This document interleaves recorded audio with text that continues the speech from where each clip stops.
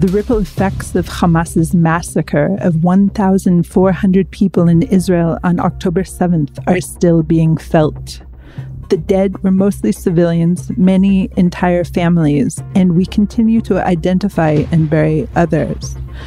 Israelis were the primary target, but our pain is shared by our diaspora brothers and sisters, just as 5 years ago this week, we here in Israel shared the shock and pain of the deadly shooting at Pittsburgh's Tree of Life Synagogue. Here this week from New York to show his love and solidarity with Israelis is Rabbi Rick Jacobs, the president of the Union for Reform Judaism, which represents some 2 million Jews in North America. We speak about how Jews, some from the most progressive edges, are pulling together today with some humanitarian caveats.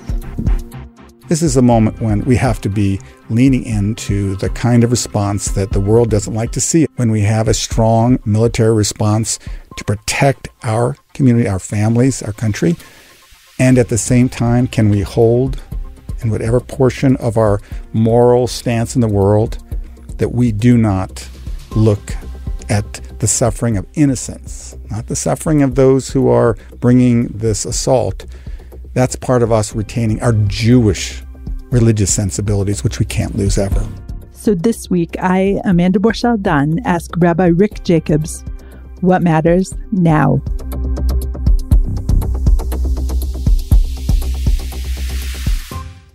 Rick, thank you so much for joining me today in Jerusalem's Nomi Studios. It's an honor to be with you. Our lives have changed since October 7th. Everyone here in Israel feels it. I'm sure Jews around the world do too. So I ask you, Rick, we're now 20 days into this war. What matters now? What matters is something profound shifted on October 7th. Obviously, the state of Israel and Jewish people have known challenges. Israelis have known challenges pretty much every day. But when we awoke to the news of what had transpired and what was still transpiring throughout that Shabbat, Shmini Atzeret, Simchat Torah, it literally went through us and shook us to the core. Obviously, how much the more so here in Israel. But listen, before October 7th, we were arguing and debating about everything. We're Jewish people. We're Jewish leaders. We debated the judiciary, halakha, everything. But in that moment, something just shifted to say, there's a more profound call in this moment, which is to stand intensely with the people and the state of Israel and to galvanize our community in every way. There's no left and right. There's no orthodox and secular and reform. There's just a community that understood that witnessing the slaughter of our people in their homes, in the celebrated Jewish state, which has all the ability, we thought, to defend our citizens everywhere, every moment, I think it just awakened a sense that we're vulnerable, even when we're strong. And I think it also reminded us that underneath it all, there's something that does bind us together. And I think we know that in our intellectual selves, but we knew it at a very deep, visceral level. And so I think not only is it, in recent memory, I think it will be something we will recount for centuries to come. I agree with you. To me, it's one of those moments like watching the Twin Towers fall. I understand from my father when JFK was assassinated, things of this stature. And I want you to just take me through how you learned of this massacre. Well, it was certainly, it's not the case that every Shabbat that I'm glued to any media, but the word came, my phone, which I check because we have a vast movement and we know that there are oftentimes things that happen that I need to be aware. So when I just, in the morning of that Shabbat, Simchat Torah, just checked my phone, it had just exploded with, direct texts and emails from friends here saying something profound and overwhelming is happening. And then I just leaned into it and had to stay glued to technology to find out what we could do in those moments, even those first moments as we were just discovering the extent. and hearing the accounts of some of our friends who were in their safe rooms right along the border in Kfar Aza, in Nachal Oz, and just witnessing in real time their desperation, their, pleading, somebody come and help us. And then, of course, right away, activating throughout our movement that we always, in a moment like that, have to think about security, just not someday, a week from now, but right in that moment, and to figure out quickly how do we mobilize our community on a holiday, on a Shabbat, when people were doing what they should do, which is to celebrate and to be in that joyful moment. So that was that Shabbat that was not Shabbat. Immediately after seeing what was happening in Israel, your head went to protecting your communities throughout the diaspora. It went first and foremost to try and understand what we needed to do to be helpful to our people here. They were the ones literally on the front lines. So let me be really clear. That was number 1, 2, and 3 on the to-do list. And to figure out also quickly in terms of the U.S. government, we were a North American movement, we're Canada and U.S., but in this moment to make sure that the U.S. government was tuned in. We don't have an ambassador here at the moment. We hope that we soon will. But, really to make sure that the powers that be, and there's obviously, as we've seen in recent days, quite a lot of commitment. But in that moment, we felt so anxious and vulnerable, and we didn't know, none of us knew the extent. So people said, 100 murdered, and then 200, and it just kept growing. And the desperation of the people who were, in their safe rooms with their kids, telling them to be quiet. And I'm thinking to myself, how would I, when my kids were little, to ask them to be quiet for 10 minutes, let alone 9 hours? So it quickly, it would ratchet it up to a full emergency on every level. And I think the question of how to protect our communities here was in that mix, but it was clear where the absolute danger was, where the slaughter was happening. And we didn't have a full sense of how many hostages. It just unfolded and got more horrific as more accounts and more news came across. And still is. Still. And pretty much immediately, your movement, other movements throughout the U.S. started holding vigils. Tell me about how that unfolded. So if you think about, we were actually pretty organized about vigils before October 7th, and they were obviously pro-democracy, pro-Jewish democratic state. And we had a wonderful, amazing partnership with the Israelis, who are not just in New York, but San Francisco, Los Angeles, Florida, all around. That same network in 1 second pivoted and said, okay, we need to show up, we need to be public, and we need to be loud in this moment of not just celebrating Israel, but standing with. And right away, there were counter-protests. Right away, I'm in New York City. There were right away people who were not protesting on behalf of the dignity and well-being of the Palestinian people. That's legitimate. We can not just, say that's okay. We can actually, bless the respectful protests. These were not. These were pro-Hamas. These were celebrating the butchering of our people. So on a very basic level, we were not prepared that anyone who would be part of our modern world could witness or have any sense of what was unfolding and say, yes, but that's what we saw. And it just encouraged not just a few of us, but a lot of us, including the very progressive members of our community, to say, this is different.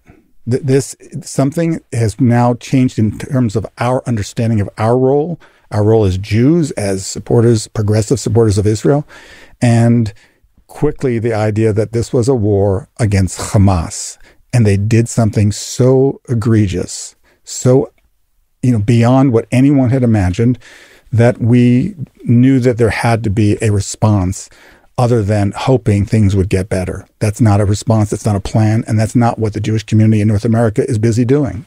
You are obviously part of coexistence efforts, and I wonder if there was any kind of conversation between you and any kind of Muslim leadership to come out and condemn what is happening. I will just be clear that the most immediate interfaith colleagues who reached out were more in the Christian community.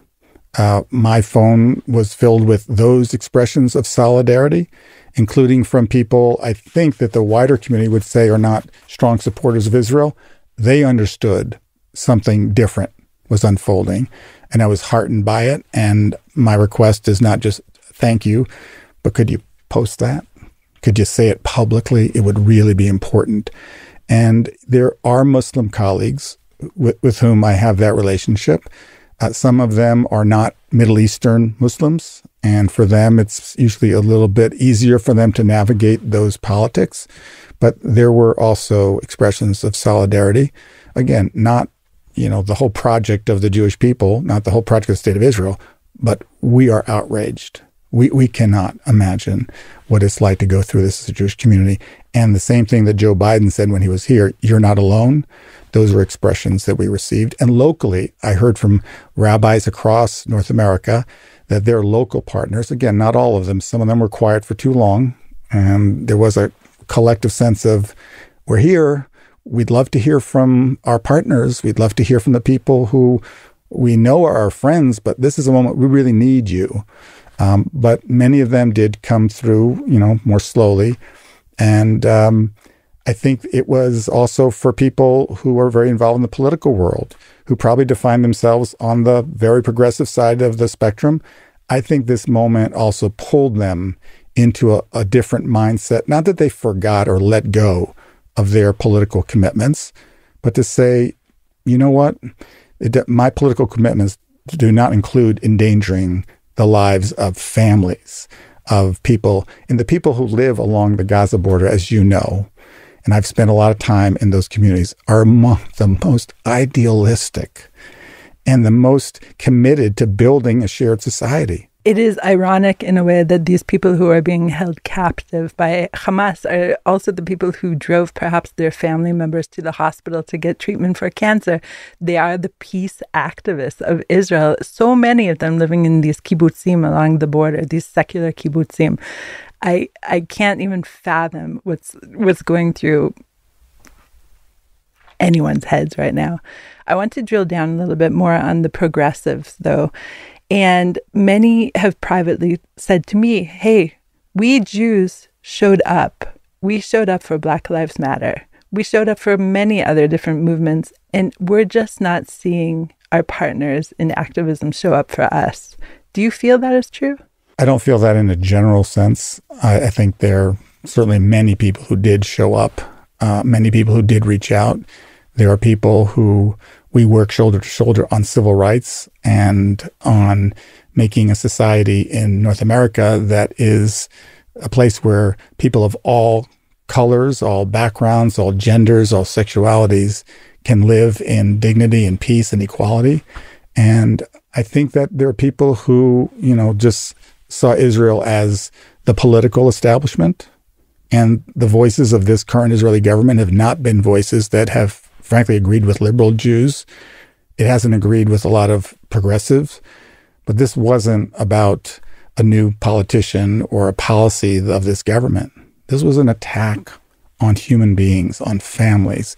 And so I did feel that not all, but many, and I would say some of the most progressives were the ones who reached out and expressed in no, clouded, both sides, none of that. And also, are you okay? What can I do? And I meant in that moment to, not just thank them, but to ask that in any way in front of their congregations, in front of their wider communities, to be able to withstand. And we knew at that moment also, this was likely not going to be a day, a week. And we understood that immediately there would be a whole lot of solidarity, a lot of empathy. But over the course of a campaign, a war as we have at this moment, that the tide of opinion would turn quickly as Israel did what it needed to do, which is to push back against Hamas, not against all Palestinians. It's not a war against them. So in this moment, frankly, I would argue it's more challenging and it's more required. And that's where we're really trying to work hard to solidify some of those coalitions of faith and conscience. For sure. We definitely see it on the international stage that the tide has turned. I wouldn't say is turning. The tide turned perhaps even a week ago in terms of international media. And of course, there's so much suffering in Gaza. There's no doubt. There's no objective doubt about that. But yet, we wonder here in Israel, so many of us, how can we lose this moment of moral clarity that children were decapitated, raped, taken hostage, grandmothers, Holocaust survivors, put on motorcycles, beaten with sticks. We've heard the testimony already of those who were freed. How can it be that Israel is not able to operate in Gaza without world condemnation? Well, I think you're absolutely right. And as we stand, 1,000% with Israel in this crisis, this disaster, this moment of overwhelming pain and loss, at that same moment, we are a people that also knows that the suffering of the innocent is painful. There's a commentary on this week's Torah portion. I'm not sure exactly when people will be hearing this, but in Parashat Lech Lecha, in chapter 15, right after Avram, he's not yet Avraham, rescues his nephew Lot, who's been taken hostage. Like you open the Torah, you say, excuse me, how did they know that we'd be reading this week and need to hear these words? And he's able to, he gets a military band together and fights and wins and liberates his family member. So it tells us that's also what people need in moments. Sometimes I think of Avram more like Elie Wiesel or Martin Buber, but here he's more like Gary Cooper. He's out there fighting. In chapter 15, it opens with Al tira Avram, don't be afraid. And the Midrash says, why was he afraid? Maybe he was afraid there was going to be another attack. It says in the Midrash Rabbah, he was afraid because he might have killed an innocent person in the war that he just fought. That wasn't written by a Reform rabbi in the 21st century. It was written centuries ago. This is also part of our DNA. It's part of what makes us who we are. So we can be 100% supportive of Israel and the IDF in responding in a way we have to. We have to protect our families. We have to protect our country. And it's not going to happen by letting Hamas continue with its military strength, keeping probably millions of people hostage in Gaza, but also they're not trying to, kind of make life unpleasant. They would like us not to be here. They'd like to wipe us off the planet. And they don't also only focus on Israel. They focus on Jews. So this is a moment we can't just sort of sing, Oseh Shalom, Od Yavo Shalom. This is a moment when we have to be leaning into the kind of response that the world doesn't like to see us, when we have a strong military response to protect our community, our families, our country. And at the same time, can we hold in whatever portion of our moral stance in the world that we do not look at the suffering of innocents, not the suffering of those who are bringing this assault. That's part of us retaining our Jewish religious sensibilities, which we can't lose ever.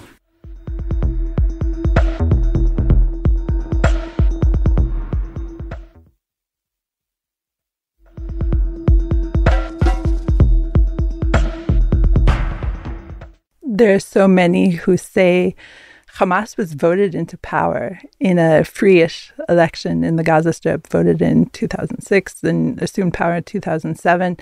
So in this way, every resident of the Gaza Strip is a Hamas supporter. What would you say to that? I think that's a very simplistic read. I've heard it before. I've heard it on, some of the last few days here. I don't think that there's something called free elections in Gaza. I mean, yes, and 15 years plus ago doesn't mean that they are endorsed by the people to do what they're doing. I mean, can you imagine living through what they've now been having to live through? So I don't think that they can claim the support of the people of Gaza. At the same time, you're right. They also are angry, and they've chosen this leadership. But at the same time, we don't target civilians. This is, one of our remarkable staff members here is doing his miluim doing his education, and they work on Ruach HaTzahal, the ethics code of the IDF, and just reminding the soldiers as they're about to go in, for this ground incursion or wherever they're serving, this is part of what it means to serve in the Israel Defense Forces. This is part of who we are. And I think that's critical. So we don't target civilians. Are civilians harmed in the conduct of war? Yes, but we're not targeting them. So I think that's also a difference. It's one thing to say, you voted or you didn't vote, you currently support or you don't support. But civilians also, are people we should be worrying about and not making. Now, Hamas targeted civilians. They deliberately, we know the plans that they had when they came across the border. They were looking for families. They went into these communities. They knew maps. They knew where people were. So to me, that's a moral, opposite approach. So I think these are complex issues on some level, but on another level, they're not. Of course, Hamas is embedded within the civilian population. It's like sifting for gold to find the Hamas versus the rest of the population. Of course, there's going to be collateral damage. And already you talked about the progressives getting into the Jewish peoplehood a little bit more, but already we're seeing splinters. And of course, if not now, has already taken stances and had protests and things of that nature. The life on campus is always fraught, especially this age group when everything is so clear and yet perhaps not fully understood. They're standing up, they're speaking out loudly against Israel right now, and many of them Jews. How do you speak to them? Well, first of all, let's be clear about the size of that group. There was a small group that was in the U.S. Capitol. They had a protest. And I know in Israel, as I'm traveling through these last days, people assume, well, that's the Reform movement. That is not the Reform movement. Our stance, we're the largest Zionist organization. We stand with Israel. Are there people who hold dissonant views within our movement? Yes. Within the wider Jewish community? Yes. So let's be clear about the size of those groups. But my feeling is I want to talk to them. I want to be engaged with them. I'm not writing them off. I'm not saying, well, we all disagree. I want to get into a serious debate, discussion, and we do before October 7th, since October 7th. And I also want, people who are listening to the podcast to know that we're almost 2 million people, according to the Pew surveys of the last, 2 surveys. It's not like a little sliver that are with Israel. It's the overwhelming majority. And every one of our synagogues had vigils for Israel. And they invited their local faith communities, and they came and filled our sanctuaries and stood with us in public spaces. This is the face of our movement. And there are also some who, in this moment, choose to be outside that pale. But I would tell you, I think many of those progressives actually were shaken and had to rethink even some of the ways in which they speak out and when you speak out and how you speak out. So those also feel like a very important part of our conversation. But I think it's really important for the wider Jewish community to know, in this moment, we're organizing our communities to be adopting the hostages individually so they can feel a sense of connection. We're doing that with the conservative movement and the Orthodox Union. Why? Because outside of Israel, we all seem to work together. How about that? That'd be a good thing for the state of Israel to notice, that we actually have a greater sense of Klal Yisrael, Achdut Yisrael, the unity of the Jewish people. And those are the things that I would put on the headlines. Those are the things I would say, this is the big takeaway. And here are some other stories that are worth hearing as well. The life on campus over the past 20 years has been difficult for many Jews. You'd agree with that? For sure. But I also think, and again, the rise in anti-Semitism isn't only the rise in the whole question of Israel-Palestine. We've also seen over the last, half decade, the increase in the white nationalists, the very, deadly forms of anti-Semitism. And we feel that in our communities, and we also feel that on campus. We also know that the sort of dominant view of the progressive world is that, Palestinians are the victims and Israel is always the aggressor, kind of like the story of the hospital when it was bombed. The story was already written. People didn't need to know, what are the facts? I don't need to know the facts. I know Israel must be guilty. And of course, it came out that Israel was not responsible. But the story was already out there. And I think that on campus, for our progressive students who do stand with the students of color, they do stand up for the oppression against LGBTQ students, and they do stand up for all of the things that have been going on politically in Washington in the previous administration. And these are essential things. And in some cases, a lot of dissonance when it came to the subject of Israel. And I think for us, we're raising a whole new generation that knows how to hold liberal Jewish values, strong connections to Israel. And by the way, we know Israel isn't just the government. It's a group of people who hold all kinds of views. And when we bring more of our students, as we do, to Israel before they go to college, they have a first-person narrative. They can say when they get to campus and someone says, Israel is, you say, I have a lot of friends in Israel. That's not something I've ever heard before. And let me tell you what I know. That's a very different thing than trying to get them to memorize talking points or debating points. And they get there, and they start yelling back. But to make this part of who they are. And we're doing this in a wonderful way with the Ministry of Diaspora Affairs. It was created in the previous government with Nachman Shai, who said, what can we do together? And we just had our Israel Fellows. They gathered in our camp in Georgia this past Shabbat, and they were learning all the tools that they need in their toolbox to, first of all, make sense of what's happening in Israel and also in the Palestinian territories, and how they would be leaders among their peers. Not just having, I went to Israel, here are my pictures, I had a great time. That's wonderful. That's not enough. I want them, and through our program, we want to give them the ability to not have to take the talking points of the far right, but who they are, consistent with their values, to say, my values lead me to love Israel. My values lead me to stand up for these commitments. And now I'm actually getting a little bit more practice. Also, how do I show up on social media? I see some of my peers posting some really harsh things. Do I just duck and turn my phone off and say, I hope it's going to get better? Or do I find a way to engage in a constructive manner? Those are the things that we're actually working very intensely on. So we're not just watching this thing unfold on the campuses and saying, man, this is really serious. I don't know.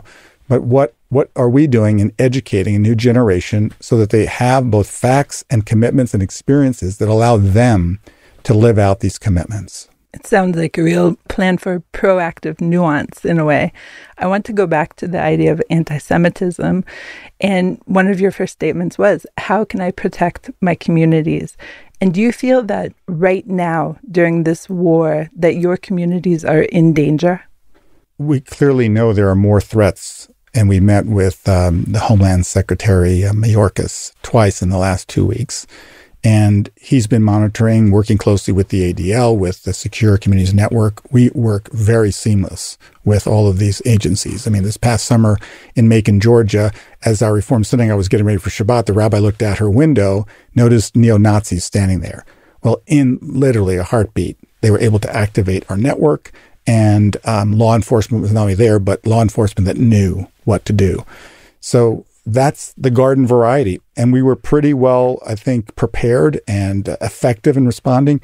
In the days since October 7th, we're at a whole new level. The threat level went up dramatically.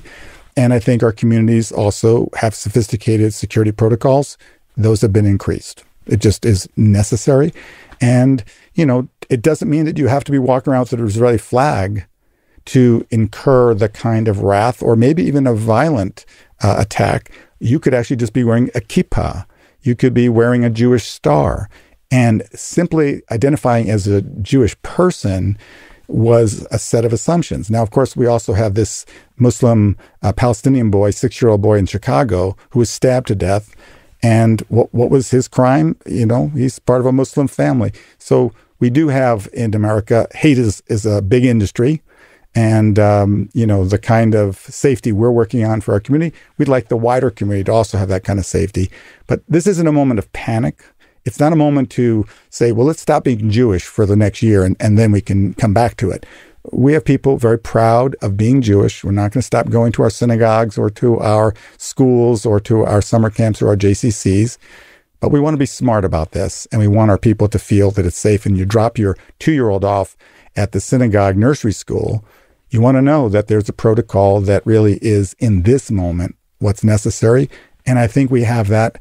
And I know we're vigilant. We're never going to be, complacent about, well, I think we have a pretty good system. However our system works, we're going to keep improving it, because that's also part of being in solidarity, is living in, again, the people along the Gaza border in the communities that we know so well. And with the reach of rockets, we know who is on the front lines. But also, I think we also understand the interconnectedness of our Jewish communities. We are interconnected in all good ways, and with all the challenges. That's an important thing for, I think, Israelis, who have been very responsive to the reality of anti-Semitism and some of the hate and attacks we've seen. I love that this is a moment of mutual strengthening. We are marking 5 years to the terror shooting of Pittsburgh's Tree of Life Synagogue tomorrow. Can you describe to me in some ways how the Jewish community has evolved, changed, shifted, and the relationship with Israel since then? Yeah, I just remember when the attack happened on the Tree of Life Synagogue. I was here in Israel, and that Shabbat morning, before it all unfolded, I was with our high school students at our Heller High program, about 70 of them, and we were having a sikha, a conversation at Shabbat lunch. What's on your mind? And one student asked me, Rabbi Jacobs, have you personally experienced something anti-Semitic in the last, year? And I actually answered no. But then I thought, be a rabbi, Rick, be an educator. I said, you know what? Let me ask all of you. I have 70 of you.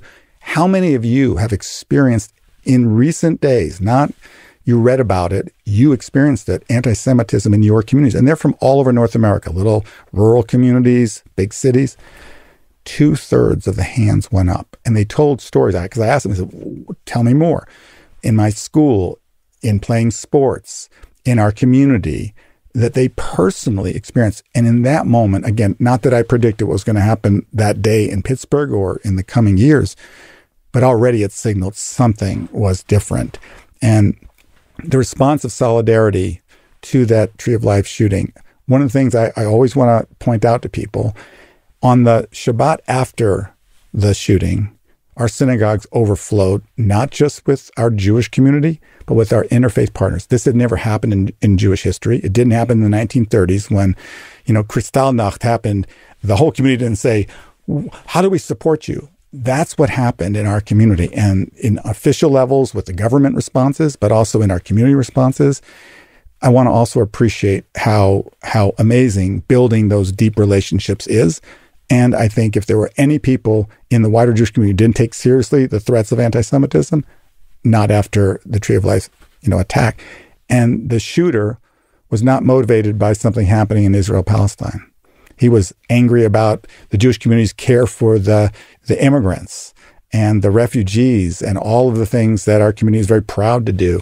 And he was fueled by a lot of hate that, the various conspiracy theories that are passed around through the centuries.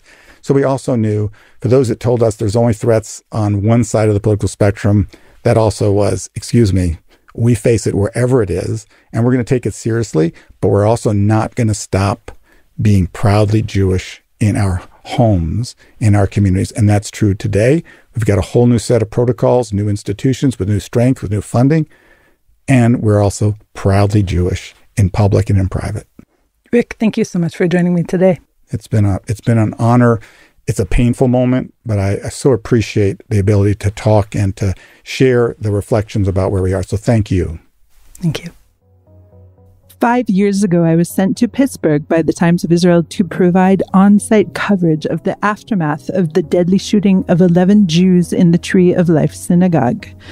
During the first Shabbat service following the shooting, a prominent member of the Pittsburgh Jewish community spoke. Beth Kiselev, the wife of Rabbi Jonathan Perlman, who is a survivor of the attack, said, "Our theology is that God gives people free will and human beings decide to do evil. The way we know the world is not coming to an end is the righteous Gentiles," she said. "I am so grateful for all the righteous Gentiles here today." As the war will inevitably continue to heat up, we here in Israel are even more so relying on the righteous Gentiles of the world today. Special thanks to Charlie Summers for his help with the What Matters Now transcripts. This episode was recorded at Jerusalem's Nomi Studios. What Matters Now is produced and edited by the Podwaves. If you have comments about this or other episodes, please drop us an email at podcast@timesofisrael.com. Until next time, we continue to pray for shalom.